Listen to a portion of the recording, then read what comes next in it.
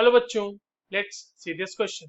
Magnesium has three natural isotopes whose isotopic masses are and relative abundance are respectively 23.98, इसका abundance है 78.60%, 24.98 abundance is 10.11% and 25.98 atomic mass जिसका abundance 11.29% है. The atomic mass of magnesium will be, options are 23.42, 24.31, 24.95 and 23.95. चलिए इस question को solve करते हैं बच्चों, और सबसे पहले तो ये देखते हैं कि इस क्वेश्चन को सॉल्व करने के लिए हमारे पास कौन से की कॉन्सेप्ट की जानकारी होनी चाहिए. नाउ टॉकिंग अबाउट की कॉन्सेप्ट बच्चों, ये क्वेश्चन हमारे पास एवरेज एटॉमिक मास का सवाल है. हमें ये पता होना चाहिए कि एवरेज एटॉमिक मास कैलकुलेट करते कैसे. Average atomic mass, now this is equals to summation of atomic mass of isotope, जो भी आइसोटोप है उसका मास कितना है, इनटू परसेंटेज अबंडेंस.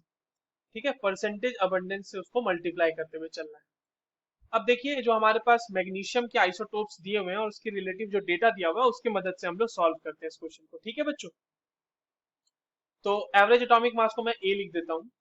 सबसे पहले हमारे पास एटॉमिक मास कितना है, 23.98 और इसका अबंडेंस है 78.60% प्लस 24.98 इंटू 10.11% प्लस 25.98 इंटू 11.29%. अब देखिए परसेंटेज को हमें 1/100 करना पड़ेगा फॉर कैलकुलेशन.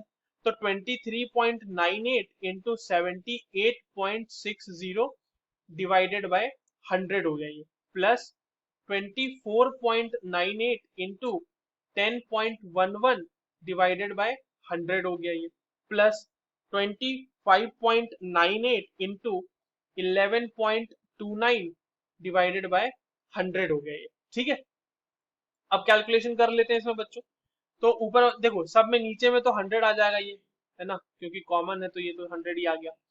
अब ये ऊपर वाला कैलकुलेशन करते चलते हैं. तो 20 सबसे पहले आ जाएगा ये 1884.83 प्लस 24.98 को मल्टीप्लाई करना है 10.11 से, तो ये वैल्यू आ जाएगी 252.55 प्लस 25.98 को मल्टीप्लाई करना है 11.29 से, तो ये आ जाएगा 293.31.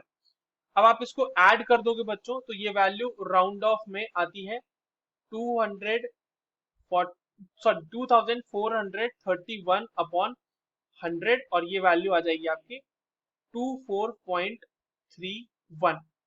ठीक है, तो इतना ही एटॉमिक मास आपका होगा मैग्नीशियम का. This is given in the second option, option B. That is the correct answer. I hope you understood this well. All the very best.